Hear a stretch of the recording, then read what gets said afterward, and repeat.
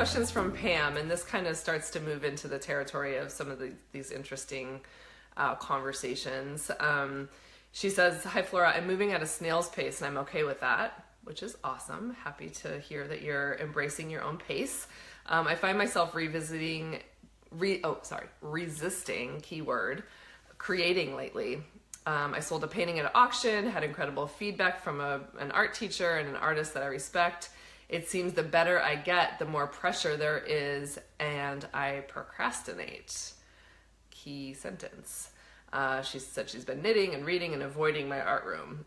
One teacher told me I was a natural, whatever that means. It's a lot of pressure, right? Is there a way to back off and let others' thoughts and comments about my art just roll off? I love everything about creating, but I feel like I've hit a roadblock and I would very much like to find my way back. It feels like something's missing. I'm grateful for that others enjoy what I've done, but now it feels like all the pictures should look good. Yikes, yes. How do I get past this? A friend suggested buying a roll of canvas and affixing it to my wall and painting all over it. Not a bad thought. Love your meditation and joyous exercises. Thank you. This is a great question. And I feel like there's just a lot of angles here. You know, like the core of what she's asking is about, so you're creating and suddenly you're getting good feedback, positive feedback. And so you start to feel pressure. You start to feel like, well, now everything has to be of this certain caliber because, you know, I hit that mark at some point. And there is nothing, you know, that will squash your creative flow more than that, you know, thinking that it has to be really good, you know, feeling like that it has to be something that everyone's going to like. That is such a trap, you guys. And I'm not sitting here saying like I've never struggled with that, you know, because I definitely have. I've been making art and selling art for over 20 years. So it's definitely something that I myself have wrestled with. But, you know, at the end of the day, what we need to ask ourselves is why are we making art? Why are we making art? The last live call, a question came forth that came from the Cheryl Strayed interview that I shared that was, you know, what question are you trying to answer through your art, through your creative process? What question are you trying to answer? Which I think is a really juicy one. And you know, any other just soul searching you want to do around why it is you're doing what you're doing. Why are we making stuff? Why are we painting? Why are we writing? Why are we drawing? Why are we dancing? Why are we anything, you know? And for me, I'll say that one of my main answers that I'm trying to, you know, main questions I'm trying to answer is how to feel more alive. How to feel more alive. How can I be more human, more present, more engaged, more brave, more confident, more courageous, more willing to try new things?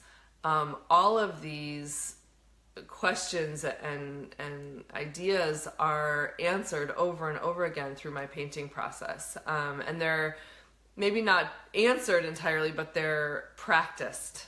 I feel like the path of being a creative person and creating things from nothing, whether that's a movement with your body or a painting or a page in your journal, you know, you're creating something that wasn't there before.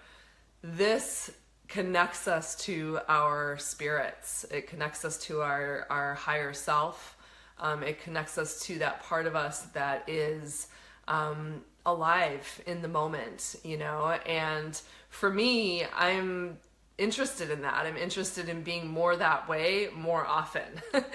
And so every time I come to my creative process, even if I'm struggling, even if it's like, ooh, and there's like all this friction and nothing's easy, I'm still in those moments very connected to my aliveness. I'm very much like in it, you know, I'm in it, I'm working it, I'm present to what's happening. And so it's not all about flow and ease and like, oh my God, I just made an amazing painting again, you know. No, it's about being in 100% no matter what's happening. And I personally believe that when when we are up against those struggling moments in the process, that we have such an amazing opportunity in those moments to practice what it's like to, have a struggle, because Lord knows that's what's happening in life every single day. We're up against things, right? So when we are up against things that aren't easy in the creative process, there's a moment where we get to practice in a very forgiving way, because, it's just paint. It's paint on canvas. Like, who really cares? Like, nobody's getting hurt, nobody's dying, nothing's like really majorly happening here. We're playing around, and we get to practice ways of being. So we get to practice going, okay, I'm having a block. How do I move through that? And it sounds like where Pam's at right now, her block is about even getting to the process of painting or creating. And so, coming back to that question, I'll say this, I often don't feel inspired when I go to my studio. It's not like I'm like, oh my God, I'm so inspired, I'm gonna like run to paint. That happens sometimes, but I would say more often what happens is that I just show up, because I know from doing this for so long that my main source of inspiration is the creative process itself. When people ask me that, where do you get your inspiration? It's like, well, sure, I can say nature, and there's some things that are very inspiring to me, but at the core of it, like what really inspires me the most is creating in a way that is this brave, intuitive creating process. It's creating in a way where I don't have an outcome in mind, where I'm just letting it unfold naturally, where I'm having to trust that. Like, to me, there's so much juiciness and inspiration in that creation process. And so what that means is that it doesn't actually matter if I'm inspired before I start painting, because just by getting my paints out, and I'm sure you guys have experienced this, just by getting my paints out and starting to smush them around on my canvas or on my paper or whatever I'm doing, that's when I'm moving energy. So I'm in action, like action begets action. Things don't just happen, right? We have to make them happen. So I start the process, I start moving the energy and letting it flow. And then it's like, oh my God, I love this color, and I'm going to add this color. And like before I know it, sometimes it takes longer than others, but, the inspiration has found me, because I've opened myself. I think of myself often as just like a vessel, like bring the inspiration. I'm just going to be open-minded, open-hearted, and open body, right? Like physically. And then it's happening and it's flowing. And so I just offer all of that because it's really, really easy to avoid starting, and I feel like that's what's happening with Pam and I. There's a couple other questions that are sort of in that realm as well, where it's like, you're just not feeling inspired. Well, so my advice is just start, and that just might be, visual riffing, like something you can do on a napkin, or it might just be like, turn on a song and move your body. Like that could be your creative expression for the day. And really this whole entire Creative Revolution e-course was designed with the idea that our creative expression doesn't have to be a painting. It doesn't have to be a visual thing. That creativity is something that can come into our life the moment we wake, right? We can put our hand on our heart. We can visualize, what we want our day to be like. That's a creative act. That's using our imagination. That's drawing upon intention. That's a simple creative act. We can make breakfast in a way that is artful. We can go on a walk and see our neighborhood in a new way. We can pay attention to the details in a way that we don't usually. We can slow down. We can take a minute to meditate. Like, to me, this is all creativity.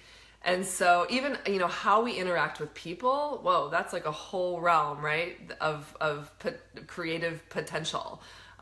Like, how about approaching a conversation with someone in a new way? How can you approach a relationship in a way that is going to mix it up for the greater purpose of that relationship, right? We get so in our habits and so in our patterns that things can start to feel like route. They can feel dull, they can feel uninspired, they can feel like every day is just like this grind, right? So this is where the creative revolution comes in. This is what we're trying to break up. This is what we're trying to bring energy to, so that we feel more alive, so that we feel more inspired, so that we feel more expressed and connected to our voice and connected to our heart. So yeah, I hope that you guys are getting that from this course. And there was a wonderful share, and I'm not sure the name of the person right in this moment, but there was a wonderful share with someone who just was expressing how they were really into this course in the beginning, like the first weeks, they were like doing it all, and then it just started to taper off. And she so beautifully realized and wrote about how she realized she was afraid of what would happen if she truly let herself be totally, taken with the creative practice. If she let herself allowed creativity into her life in a full way, like there was a fear there. Like, will that change me? Who will I be then? And I think that's really a beautiful observation, and probably something that's happening to a lot of us on different levels. So just to be aware of that, and to be really gentle with yourself. Be really gentle with yourself as you're working your way through this. There's a lot in this course. There's a lot of prompts, a lot of ideas to sit with. And if you're still on like week 2, like really working with that stuff, or maybe you haven't even started yet, just know that that's totally fine. In fact, I actually think the more slowly you can move through it, the more you're really going to integrate things. So you're right where you're supposed to be. We all move at a different pace, and you also have 6 months to really work it, and to find your own rhythm. So, to another question that came through, which is sort of along these same lines, from Helen. When I paint or do class art assignments, the art can now, more often than not, turn out reasonably okay-ish.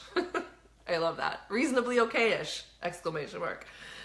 Even if it's just a fun little creative plaything.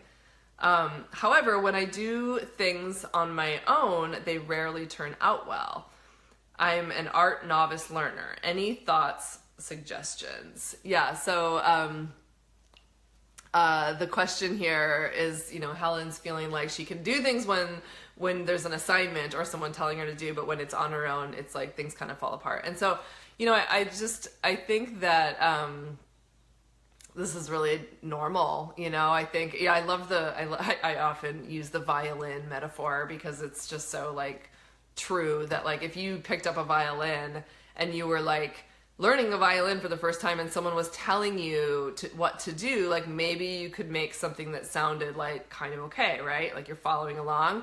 And then all of a sudden your teacher goes away and you don't have the music in front of you and you just have the violin, like that's gonna not probably sound as good because you simply don't have the container of instruction that you need at that place where you're at if you're a beginner.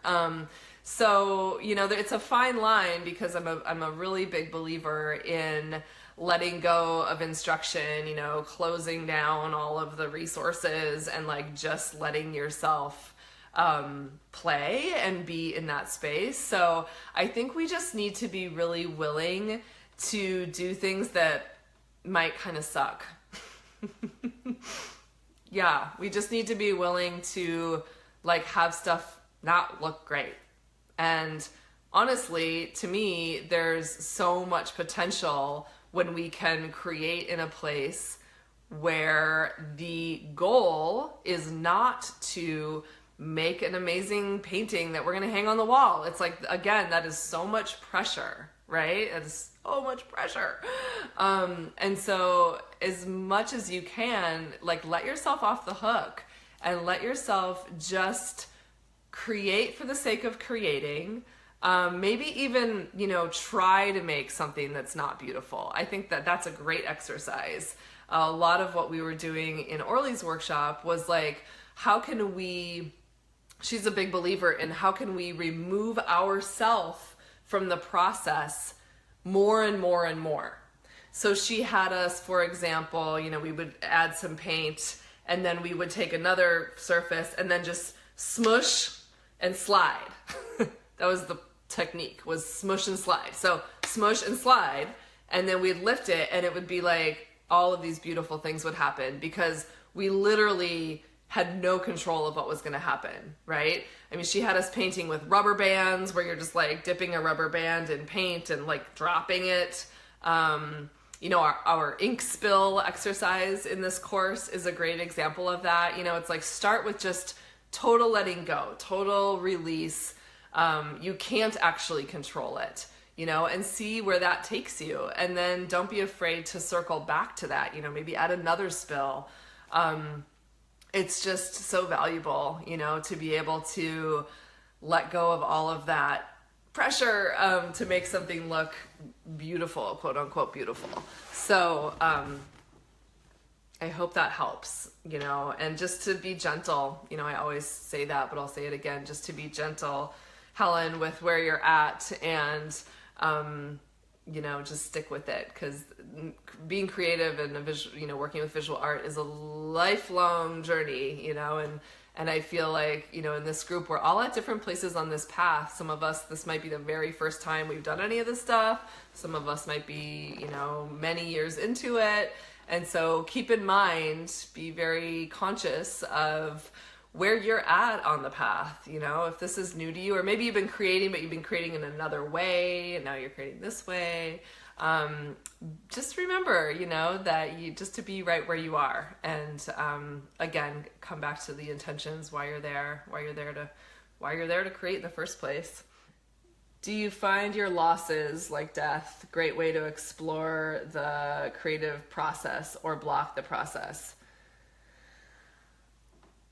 Oh gosh, that's a big one. I think anytime that we are going through it in life, like things, big stuff happening, losing people, birthing people, whatever, like big change, that is all really potent creative fuel. That's talk about feeling more alive, I can tell you that when my mom got sick and passed away a couple years ago, it's like, I don't know if I've ever felt more alive in that grieving and in that challenge of all of that. It was like so full on, and I have definitely used that in my work. And I think that's an amazing time to create. And it's interesting because I understand the resistance sometimes to wanting to create in those moments. Like sometimes we just want to disappear. But again, like I was speaking to earlier, so often the most inspiration comes while we're creating. And so it's like, if you can take whatever emotions are running hot for you and bring them into the creative process and just start, almost without fail, I would say there's going to be a healing there, some kind of healing and some kind of moving of the energy through, moving the emotions through your body, out your hands, onto your painting or your creation.